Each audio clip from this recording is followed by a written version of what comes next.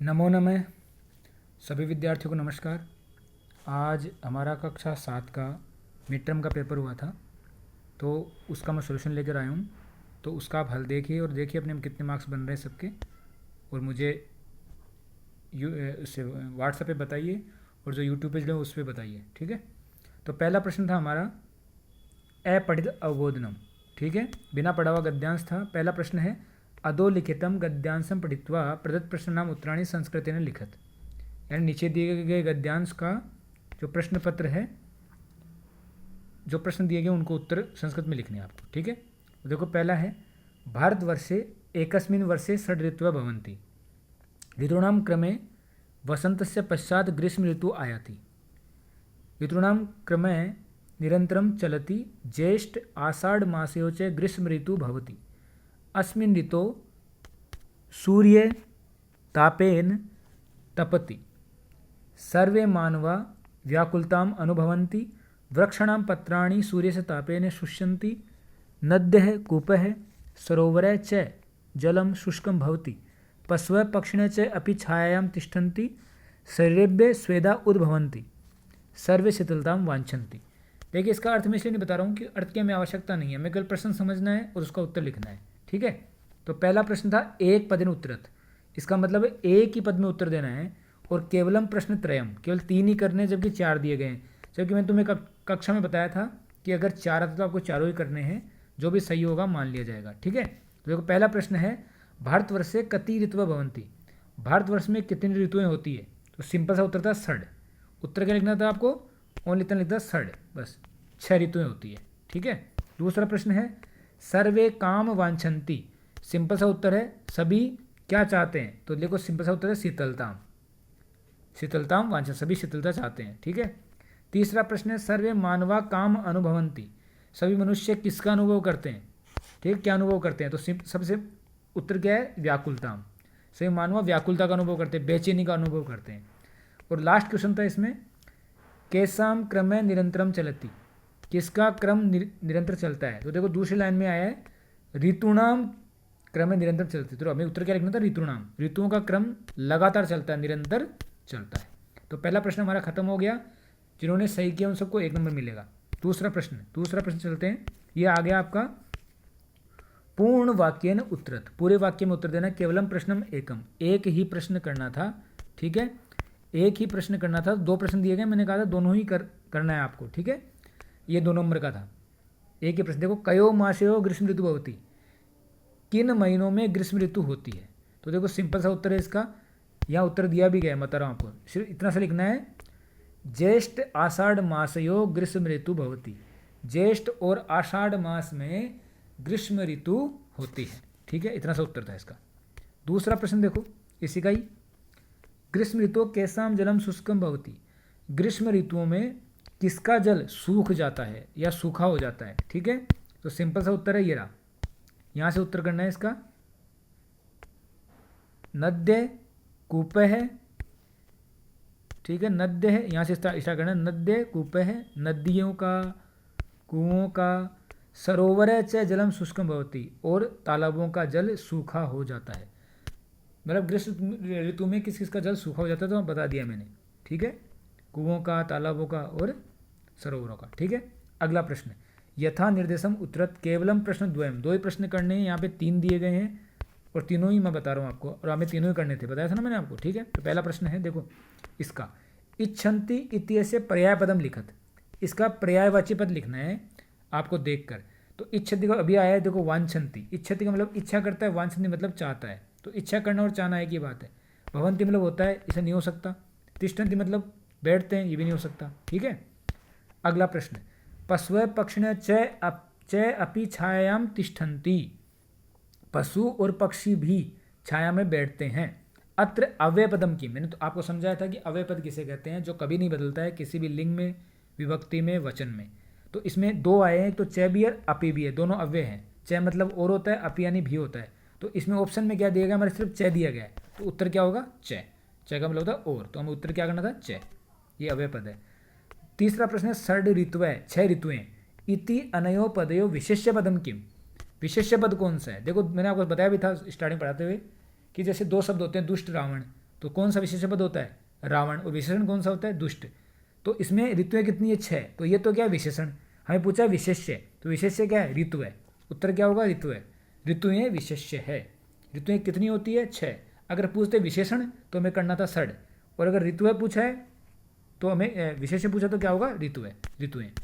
Last question है इसका, अस्य अनुच्छेदस्य कृते उचिततम शीर्षकम लिखत। इस अनुच्छेद का उचित शीर्षक लिखिए। सिंपल सा शीर्षक है इसका, षड ऋतुएं है। ये इसका उत्तर था। बस 6 ऋतुएं, ये इसका शीर्षक। शीर्षक किसे कहते हैं हम? उस गद्यांश में किसके बारे में बताया गया है। तो आपको पता है इस गद्यांश में किसके बारे में बताया गया, तो बार बार ऋतुएं आ रही है ना। तो 6 ऋतुओं के बारे में बताया गया। केवल अगर ऋतुएं लिखते आप, केवल ऋतुएं भी लिखते तो भी सही है कि ऋतुएं लिखते तो भी सही है, षड ऋतु लिख दिए गए तो भी सही है। एक गद्यांश का शीर्षक है। ठीक है। अगला प्रश्न, दूसरा प्रश्न है, चित्रम दृष्ट्वा मंजूषाया सहायतया 4 वाक्यानि रचयत। चित्र देखकर मंजूषा की सहायता से 4 वाक्यों की रचना करनी है। 4 यानी 4। ठीक है। तो देखो, आपको चित्र भी देख लो, मंजूषा भी देख लो। देखो क्या है, कक्षा, अध्यापिका, श्यामपटे, छात्रा, पाठम, मार्जके, पाठयति, सुधा खंडेन, ये सारे शब्द दिए गए, इनका प्रयोग करते हुए हमें वाक्य बनाने हैं। और लिखती। ठीक है। तो हमें देखना भी चित्र और इसमें वाक्य बनाने हैं। देखो सिंपल सा बना सकते हो, 4 ही वाक्य बनाने। पहले बना सकते हो आप, कक्षा में अध्यापिका श्यामपटे लिखती। कक्षा में अध्यापिका श्यामपट पर लिखती है। दूसरा बना सकते हो, कक्षायाम अध्यापिका श्यामपटे सुधाखंडेन लिखती। ठीक है, सुधाखंड से लिखती है। दूसरा वाक्य ये बन जाएगा। तीसरा वाक्य क्या बनाना है आपको? तीसरा वाक्य बनाना है, सर्वे छात्रा, या केवल लिख दो छात्राः लिखन्ति, यहाँ कर दोगे लिखन्ति, सारे छात्र लिख रहे हैं। ठीक है। और आप अंतिम वाक्य बना सकते हो। ठीक है, अध्यापिका पाठम पाठयति, अध्यापिका पाठ को पढ़ाती है। ठीक हो गए 4 वाक्य। तो ऐसे 4 वाक्य बनाने थे आपको। इसी का देखो अगला, इसी के अथवा में आया है एक, या तो वो कर लो या ये कर लो। अथवा में आया है कि राष्ट्रध्वज है इति विषय, राष्ट्रध्वज इस विषय पर 4 वाक्य लिखने हैं। अधिकृत्य 4 वाक्यानि रचित, 4 वाक्य लिखने। तो राष्ट्रध्वज आपका एक पाठ था, त्रिवर्ण ध्वज है, उसमें से आप 4 वाक्य लिख सकते थे। ठीक है। ठीक है कि ऐसा इसमें आया भी है, बता देता हूँ आपको। देखो अभी जस्ट आगे आया, वहीं से बता देता हूँ। उनमें से कोई सी 4 लाइन लिख देते ना, तो आपका ये सही हो जाता। देखो बताता हूँ आपको कौन सा है, ये वाला। ठीक है, ये वाला जो प्रश्न है, इसमें से आप 4 लाइन लिख सकते थे। ठीक है, ये रहा, ये वाला जो है, यहाँ से 4 लाइन लिख दो आप। देखो ये रही, देखो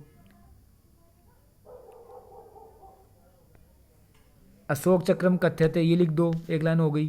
ठीक है, प्रगते न्याय से प्रवर्तकम, ये लिख सकते हो। ठीक है, अस्मिन चक्रे चतुर्विंशति अरासंति, 1 लाइन ये हो गई। तो यहाँ से भी आप 4 लाइन लिख सकते थे, क्योंकि इसी में से आया है, आपको देख के लिखना था। ठीक है। चलो अगले प्रश्न की बात करेंगे। पदानाम मेलनम कृत्वा वाक्य रचनाम कुरुत, पदों का मिलान करके वाक्यों की रचना करनी। बहुत सिंपल है, और आप समझाया भी था मैंने कि इस ढंग से आ सकता है। देखो पहला है अहम, मैं। ठीक है, तो अहम जलम पिबामी, पहला बनेगा मैं जल पीता हूँ। दूसरा है बालकाः गृहं गच्छन्ति, सारे बालक घर जाते हैं। तीसरा है छात्र है पत्रम लिखसी, छात्र पत्र, छात्र है, सॉरी गलत बता, छात्र है पाठम पठति, छात्र पाठ पढ़ता है। दोबारा बता रहा हूँ, एक बार देखो। पहला है अहम जलम पिबामी, दूसरा है बालकाः गृहं गच्छन्ति, तीसरा है छात्र है पाठम पठति, छात्र पाठ पढ़ता है। और त्वम पत्रम लिखसी, मैंने बताया था त्वम के साथ हमेशा लिख सी आता, तुम पत्र लिख रहे हो, तो ये इसका सही होगा। ठीक है। अगला प्रश्न है, रेखांकितानां पदानां संधिम संधि विच्छेदम व कुरुत, संधि करनी है, विच्छेद करना है। प्रश्न त्रयम, 3 प्रश्न करने हैं। इसमें 4 दिए, चारों देखो सिंपल है। ये आपको आपकी उस किताब से आया है। पहला न प्लस अभिनंदती, तो इसको जोड़ना है, न अभिनंदती, ये हो जाता। ठीक है। दूसरा है न असद भी, सेम वही है, न असद भी, ये हो जाता। ठीक है, दोनों में दीर्घ संधि है, ए और ए मिलकर आ हो गया। फिर है स्वावलंबनम, तो इसका क्या करना था, स्व प्लस अवलंबनम, ये लास्ट वाला होगा, स्व प्लस अवलंबनम। ठीक है, अगला देखो, भृत्याधीनय, भृत्य प्लस अधीनय, ये होगा नौकरों के अधीन, भृत्य प्लस अधीनय। ठीक है, सारे आपके शब्दार्थ में से आया है। अब देखो क्या लिखा है पांचवें प्रश्न में, उपसर्ग आधारितान शब्दान संयोज्य विवेज्य वाम कुरुत। ठीक है, उपसर्ग आधारित शब्दों का संयोज्य विभाजन करके लिखत यानी लिखिए।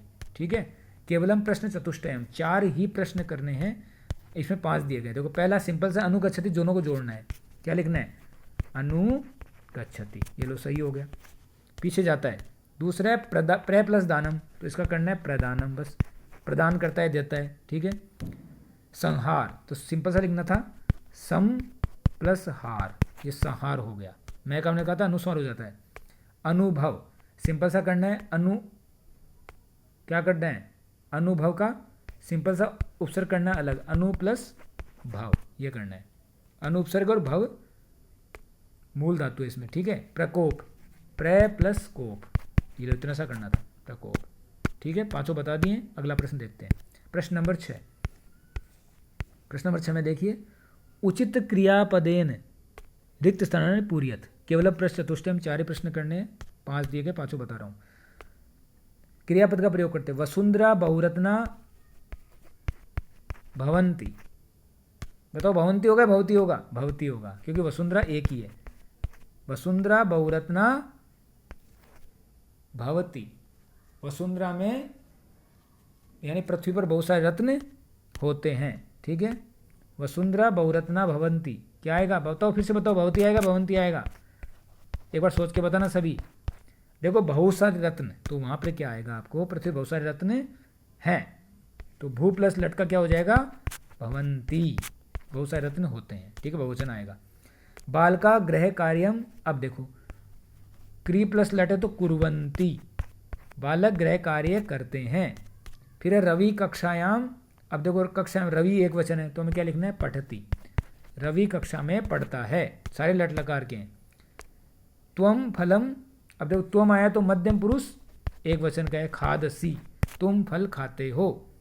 और लास्ट है अहम विद्यालयम, अब अहम के साथ क्या होता है, उत्तम पुरुष एक वचन में, फिर से लट लगा रहे, गम प्लस लट, तो क्या होगा, गच्छामि, मैं विद्यालय जाता हूँ। ठीक है, अगला प्रश्न 7वां, मंजूषा तय पदानि चित्वा रिक्त स्थानानि पूर्यत, मंजूषा में दिए गए पदों को चुनकर स्थान की पूर्ति करनी है। ठीक है, अब सिंपल सा है, 6 को संस्कृत में लिखना है तो षड लिखना है, षड ऋतुआ भवंती, 6 ऋतुएं होती है। मासा किताब से है आपका, मास में कितने महीने, 12 क्या लिखेंगे, द्वादश, मास में 12 महीने होते हैं पूरे साल में। ठीक है, अगला देखो, एकस्मिन मास से, एक महीने में 30 दिन होते हैं, 30 दिन को देखो दोनों में 3 लिखा है, तो त्रिंशतम और त्रिंशत, ये बताया था मैंने, त्रिंशत होगा, ये सही है, ये वाला गलत है, तो ये सही है। ठीक है, अगला फरवरी मास से 28 दिनानी भवंती, फरवरी महीने में 28 दिन होते हैं, 28 को क्या लिखूँ संस्कृत में, अष्टाविंशति, 28 दिन होते हैं। ठीक है, और मम शरीरे 2 हस्तो स्तः, मेरे से में 2 हाथ है तो कितने, 2, उत्तर क्या होगा, 2। ठीक है, अगला प्रश्न, उचित शब्द रूपाणी चित्वा रिक्त स्थानानि पूर्यत, शब्द रूपों को चुनकर स्थान की पूर्ति करनी है। पहला है राष्ट्र ध्वज त्रय वर्ण संति, तो अस्माकम, पहले में क्या होगा, हमारे राष्ट्रीय ध्वज में 3 रंग हैं। ठीक है, अगला त्रीणि रत्नानि भवंती, ये आपको पढ़ा रखा है मैंने, पृथ्व्याम त्रीणि रत्नानि भवंती, पृथ्वी पर 3 रत्न होते हैं। तत्र 2, वहां पर 2 हंसो निवसते, वहां पर 2 हंस रहते हैं। ठीक है, अब देखो श्रीकंठ से समृद्ध आसीत, कौन, श्रीकंठ के पिता, तो क्या उत्तर सही होगा, पिता, श्रीकंठ से पिता समृद्ध आसीत, श्रीकंठ के पिता जो समृद्ध थे यानी धनवान थे, अमीर थे। ठीक है, अगला प्रश्न, अधोलिखितम गद्यांशम पठित्वा प्रदत्त प्रश्नान उत्तरत। ठीक है, प्रश्नों के उत्तर देने गद्यांश पढ़कर, ये आपकी किताब से आया है, दूसरे पाठ से आया है। अथ एकदा दिवरा तत्र आगच्छन् ते अकथयन् वयं स्व मतस्य कुर्मादिनां मारिष्यामः, एतत् श्रुत्वा कुर्म अवदत् मित्र किम युवाभ्याम दिव्राणां वार्ता श्रुता। ठीक है, अधुना किम अहम करोमि, हंसो अवदताम, प्रातः यद उचितम तत्कर्तव्यम। ठीक है, कुर्म अवदत्, मैवं, तथा अहम तद यथा अहम अन्यम हृदम गच्छामि तथा कुरुतम। ठीक है, ये आपके दूसरे पार्ट से ही है, आपको पता है मछुआरे वाला ये पार्ट है। ठीक है, उसी पार्ट से आया है। ठीक है, देखो पहला प्रश्न है एक पद में उत्तर देना है, केवलम प्रश्नम एकम, एक ही प्रश्न का उत्तर देना है। ठीक है, दोनों बता रहा हूँ मैं। अथ एकदा, और मैंने बताया भी था आपको दोनों करने हैं। ठीक है, अथ एकदा के आगच्छन, वहाँ एक बार कौन आए, कौन आए, तो सबको पता है मछुआरे आए, तो उत्तर क्या लिखना है, इतना सा उत्तर है धीवरा, बस पहले का उत्तर धीवरा। दूसरा को अवदताम, कौन दोनों बोले, प्रातः यद उच्चतम तत्कर्तव्यम, कौन दोनों बोले कि सुबह जैसा होगा वैसा हम करेंगे, तो कौन बोले दो, सिंपल सा उत्तर है हंसो, दो हंस बोले, तो हंसो, बस इतना सा उत्तर है हंसो, दो हंस। ठीक है, फिर अब पूर्ण वाक्य में उत्तर, पूरे वाक्य में उत्तर देना है, केवलम प्रश्नम एकम, एक ही प्रश्न करना है। देखते हैं, धीवरा किम अकथयन, मछुआरों ने क्या कहा, मछुआरों ने क्या कहा। देखो मछुआरों ने क्या कहा, यहाँ से उत्तर करना है, ते अकथयन या धीवरा अकथयन वयम स्व मत्स्याम कुर्मदिनाम मारिशाम, हम कल सुबह मछलियों को और कछुओं को मारेंगे, ये उन्होंने कहा। ठीक है, हंसो किम अवदताम, दोनों हंसों ने क्या कहा, ये पूछा है, तो ये देखो सिंपल सा उत्तर है यहाँ से, हंसो, दो हंसों ने, इसके आगे लगाना है अवदताम, बोले प्रातः यद उचितम तत्कर्तव्यम, प्रातः जैसा उचित होगा वैसा हम करेंगे। ठीक है, यथा निर्देशम उत्तरत, जैसा निर्देश दिया गया वैसे उत्तर देना है, केवलम प्रश्न द्वयम, दो ही प्रश्न करने हैं, तीन दिए गए हैं। ठीक है, तीनों बता रहा हूं मैं। एकदा धीवरा आगच्छन, एक बार मछुआरे आए, इत्यस्मिन वाक्य अव्यय पदम किम, अभी बताया अव्यय पद किसे कहते हैं, मैंने कक्षा में बताया बहुत अच्छे से, तो कौन सा होगा अव्यय पद जो कभी नहीं बदलता है, तो एक ही इसमें एकदा, उत्तर क्या है एकदा, ये तो क्रिया है, ये धीवरा बहुवचन है तो ये नहीं हो सकते, तो एकदा होगा। अगला प्रश्न, हंसो अवदताम इत्यस्मिन वाक्य कर्तृपदम किम, कर्तृपद पता आपको, कर्ता, कर्ता क्या है, दोनों हंस बोले, तो कौन बोले हंस, तो उत्तर क्या होगा हंसो, सिंपल उत्तर है। अगला प्रश्न, धीवराणाम इत्यस्मिन पदे का विभक्ति, धीवराणाम में कौन सी विभक्ति है, मछुआरों का, मैंने कहा था षष्ठी होगी, का के की में षष्ठी विभक्ति, धीवराणाम षष्ठी बहुवचन है। ठीक है, अगला प्रश्न, अब देखो पहले पार्ट का पहला श्लोक आ गया एग्जाम में, अधोलिखितम पद्यांशम पठित्वा प्रश्न उत्तरत, पद्यांश यानी श्लोक को पढ़कर आपको प्रश्नों के उत्तर देने हैं। पहला है पृथ्व्याम त्रीणि रत्नानि जलम अन्नम सुभाषितम मूढ़े पाषाण खंडेषु रत्न संज्ञा विधीयते, बहुत अच्छे से पढ़ाया था आपको मैंने ना, वही है। पहला एक पद उत्तरत, केवलम प्रश्न एकम, एक ही करना है, दोनों बता रहा हूँ, और मैंने कहा था दोनों करने हैं। ठीक है, पृथ्व्याम कति रत्नानि, पृथ्वी पर कितने रत्न हैं, सिंपल सा उत्तर है त्रीणी, तीन रत्न हैं, समझाया था। दूसरा, के पाषाण खंडेषु रत्न संज्ञा विधीयते, कौन पत्थर के टुकड़ों को रत्नों की संज्ञा देते हैं, सिंपल से उत्तर है मूर्ख, मूर्खों के द्वारा देते, तो मूढ़े, उत्तर क्या होगा मूढ़े। दूसरा प्रश्न पूर्ण वाक्य उत्तरत है, केवलम प्रश्न में एकम, एक करना है, दोनों बता रहा हूँ, दोनों ही करने हैं। ठीक है, पृथ्व्याम त्रीणि रत्नानि कानि, पृथ्वी पर तीन रत्न कौन कौन से हैं, सिंपल सा उत्तर बताना है, पृथ्व्याम त्रीणि रत्नानि जलम अन्नम सुभाषितम, पूरी ये दोनों लाइन लिखनी है, उत्तर कंप्लीट। त्रीणि रत्नानि कुत्र सन्ति, तीन रत्न कहाँ है, सिंपल सा है, त्रीणि रत्नानि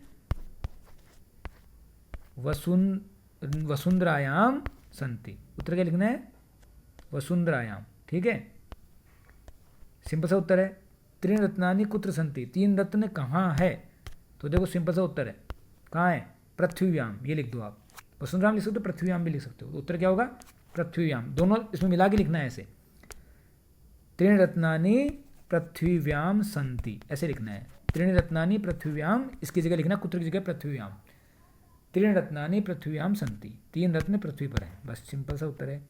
यथा निर्देशम उत्तर, जैसा निर्देश दिया गया वैसे उत्तर दो। ठीक है, केवलम प्रश्न द्वयम, दो ही प्रश्न करने हैं। पृथ्व्याम इत्यस्मिन् पदे का विभक्ति, पृथ्वी पर कौन सी विभक्ति है, सप्तमी है। ठीक है, में पर पे बताया था सप्तमी होती है।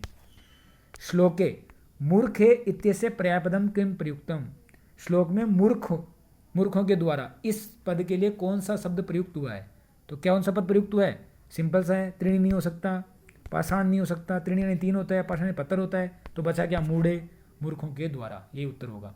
पर्यायवाची यानी सेम शब्द, समानार्थक शब्द। अगला प्रश्न, त्रीणि रत्नानि, तीन रत्न, इति अनयो पदयो विशेष्य पदम किम, फिर से विशेष्य पूछा है। ठीक है। अगर विशेषण पूछो लिखना था त्रिणी, विशेष से पूछा तो क्या लिखना है, रत्नानी। उत्तर क्या होगा, रत्नानी।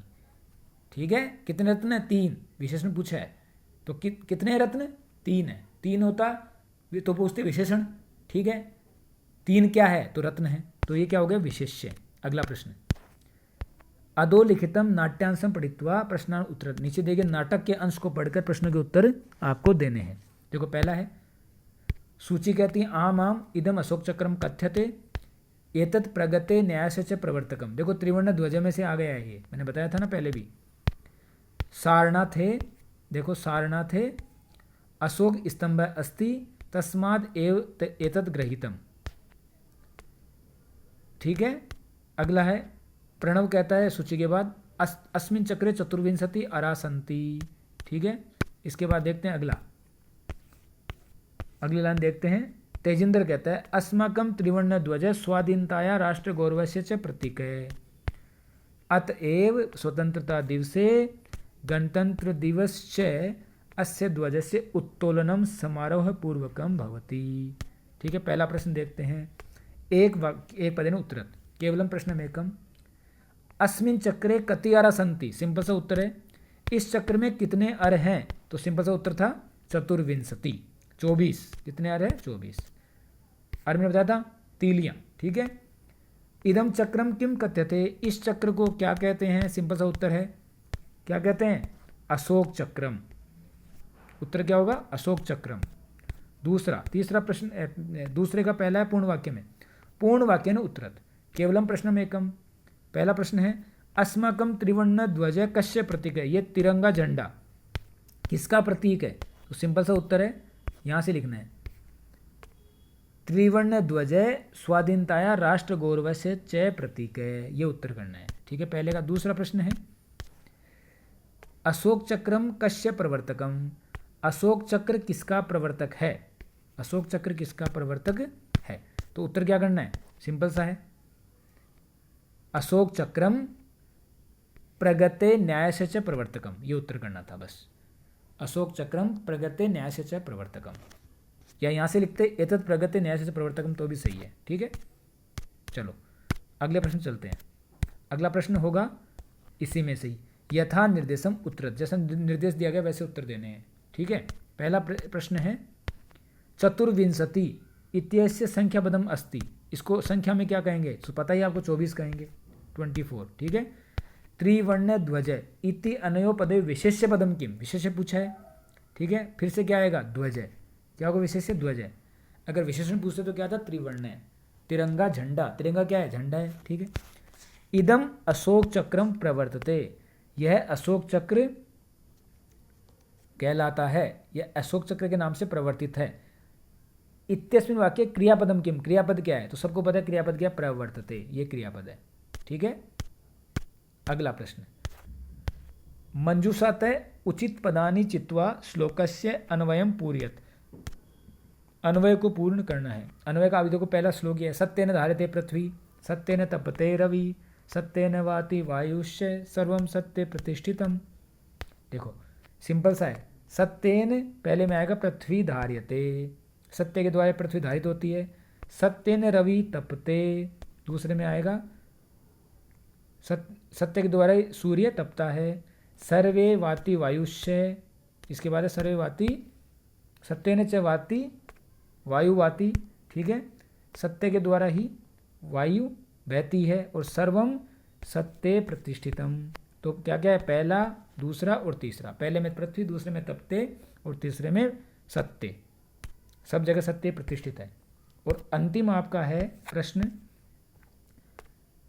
प्रश्न पद अतिरिच्य, प्रश्न पत्र के अलावा पाठ्य पुस्तक से स्मरण आधारेण याद किए हुए के आधार पर यत किमपि श्लोकम द्वयम लिखत, 2 श्लोक आपको लिखने हैं। मैंने आपको बहुत अच्छे से बताया कि 2 श्लोक आपको याद करने हैं। ठीक है, आपने किए होंगे, दोनों के 2-2 4 नंबर मिलने हैं, कोई सा भी लिख सकते थे आप। अब आप देखो पृथ्वी त्रिरत्नानि नहीं लिख सकते कि इसमें आ गया है, सत्येन वाला नहीं लिख सकते, इसमें आ गया है, लेकिन और बहुत सारे श्लोक थे, कोई सा भी आप लिख सकते थे। ठीक है। तो आज की वीडियो में इतना ही, ध्यान से सुनने के लिए बहुत बहुत धन्यवाद। और सभी बताएंगे मुझे आपके कितने मार्क्स बन रहे हैं। ठीक है। तो जय हिंद, जय भारत।